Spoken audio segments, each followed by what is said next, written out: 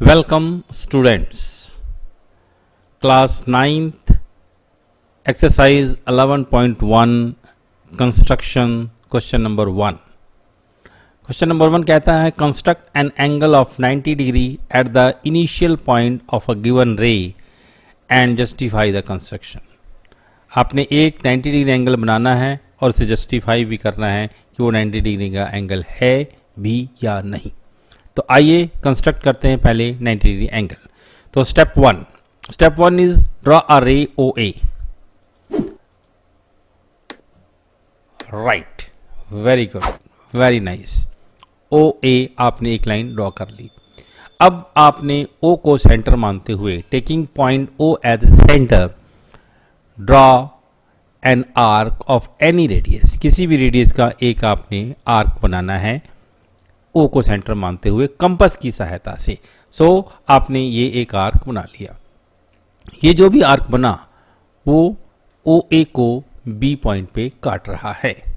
Right, अब उसी radius से, सेम कंपास सेम रेडियस से बी को सेंटर मानते हुए एक आपने आर्क और बनाना है जो कि आपकी प्रीवियस जो आर्क बनी हुई है उसको आपने सी पॉइंट पर काटे। सो इस प्रकार से आप बी को सेंटर मानते हुए एक आर्क बनानी है और यहां पर हमने एक पॉइंट सी लिख दिया। Right, in the same way again आपने same compass same arc same radius से एक और आर्क बनानी है जो प्रीवियस आर्क यानी स्टेप 2 में जो आपने वर्क किया था सेम एक और आर्क बनानी है, that is called D. Now अब आपके पास दो पॉइंट्स आ गए, एक सी और एक डी। अब इस सी और डी को सेंटर मानते हुए सेम रेडियस की आपने एक दो आर्क बनानी है और दोनों आर्क आपस में कहीं ना कहीं कटेगी। जहां पर कटती है, इंटरसेक्ट होती है, उसे हम पी पॉइंट मानते हैं। लेट अस सी, हमने सी से एक आर्क बनाई और उस सेम रेडियस से आपने डी पर सेंटर मानते हुए एक आर्क और बना दी। दोनों पी पॉइंट्स पर कट गए। इंटरसेक्ट जहां पर हुए उस जगह को नाम हमने पी पॉइंट दे दिया। नाउ अगेन आपने क्या किया, ओ और पी को ज्वाइन कर दिया, ज्वाइन ओ पी। इस प्रकार से ये जो पी ओ ए बना, that is an angle of 90 degree. Here angle P O A is 90 degree and the required angle, ये जो है वो 90 डिग्री एंगल यहां पर कंस्ट्रक्ट होती है। प्रश्न ये है कि ये 90 डिग्री एंगल बन गया, लेकिन क्या ये 90 डिग्री है भी? इसे चेक करने के लिए इसके हम जस्टिफिकेशन करेंगे और देखेंगे।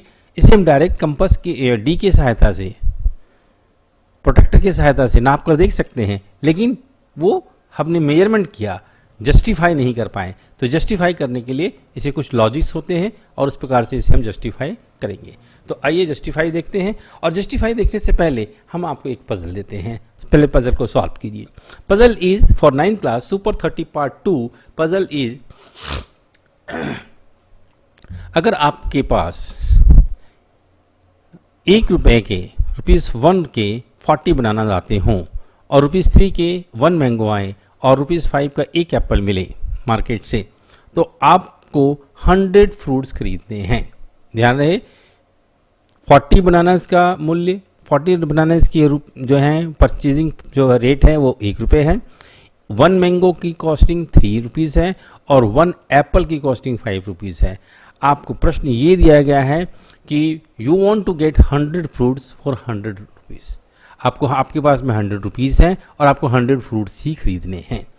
सो question is how many bananas, mangoes and apples you will you buy. कितने बनाना, कितने मैंगो, कितने एप्पल आप खरीदेंगे। करेक्ट। सो आंसर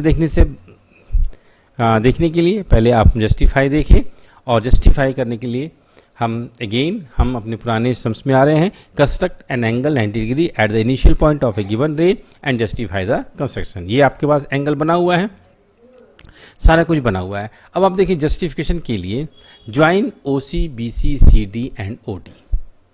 राइट, तो O C B C C D और ओ डी को हमने ज्वाइन कर दिया। Clearly red point, dotted point से हमने इसको ज्वाइन किया हुआ है। राइट, अब यहां पर दो ट्राइंगल आपके पास बन गए, एक OCB और एक OCD। तो पहले हम OCB को देखते हैं, राइट। सो OCB को देखें तो उसमें OB, OC और BC तीनों इक्वल हैं, क्योंकि ये कंस्ट्रक्ट किए गए हैं सेम कंपास से, सेम रेडियस से, तो ये इक्वल है। तो OB, OC और BC तीनों बराबर हैं। इसका अर्थ ये हो गया कि ये जो ट्राइंगल है OBC एक इक्विलैटरल हो गया।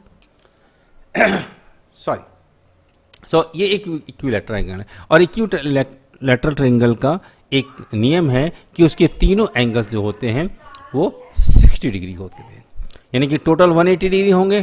किसी भी ट्राइंगल के सम्स, एंगल ऑफ द सम जो होते हैं क्या होते हैं, 180 होते हैं। उसमें से इक्विलैटरल ट्राइंगल जो होंगे उसके 60 डिग्री ईच होंगे। सो OCOB कितने हो गए, 60 डिग्री हो गया। ये हम क्यों कर रहे हैं, इसलिए कि हमें जस्टिफाई करना है कि ये 90 डिग्री है या नहीं। तो हम 60 प्रूव कर चुके हैं, ये 60 है। नाउ अगेन सिमिलरली हम दूसरे ट्राइंगल को देखें, यानी OCD को देखें। उसमें OC, CD और OD ये भी इक्वल हैं, कंस्ट्रक्टिंग के नियम के अनुसार कंस्ट्रक्ट किया हमने कंपास के द्वारा, और सेम रेडियस ली है, राइट। ये उसके साइड्स थे। अब आप देखें यहाँ पर OCD भी तो इक्विलैटरल ट्रायंगल हो गया। अगर ये भी इक्विलैटरल ट्रायंगल है तो यहाँ भी ये इसका एंगल जो है सभी 60 डिग्री होंगे, ये भी 60 डिग्री हो गए। अब आप इनको देखें, और यहाँ पर फ्रॉम इक्वेशन नंबर 1 और इक्वेशन नंबर 2 से हम ये प्राप्त कर सकते हैं कि CD जो है वो OB के पैरेलल होगी। क्यों होगी, क्योंकि अल्टरनेट्स एंगल्स आर इक्वल। यहाँ पर देखें आप ध्यान से, ये दो लाइनें थी CD और OB, इसके जो अल्टरनेट एंगल्स जो 60-60 दोनों के हैं, इट मीन्स ये दोनों लाइनें पैरेलल हैं, तभी तो इसके एंगल बराबर हैं। दोनों बातें होती है, अगर दो पैरेलल लाइन्स हैं उसको बीच से एक एंगल लाइन काटती है तो उसके अल्टरनेट एंगल्स पैरेलल इक्वल होंगे। या दूसरी कंडीशन ये कहें, ये दो लाइन है और उसको एक लाइन तीसरी लाइन काटती है, अगर उसके अल्टरनेट एंगल्स बराबर हैं तो लाइनें क्या होगी, पैरेलल होगी। तो यहाँ पर वही बात हुई, CD जो है वो OB के पैरेलल है। करेक्ट। हमने पैरेलल क्यों किया, पैरेलल करने के रीज़न क्या है, तो अभी हम देख लेते हैं।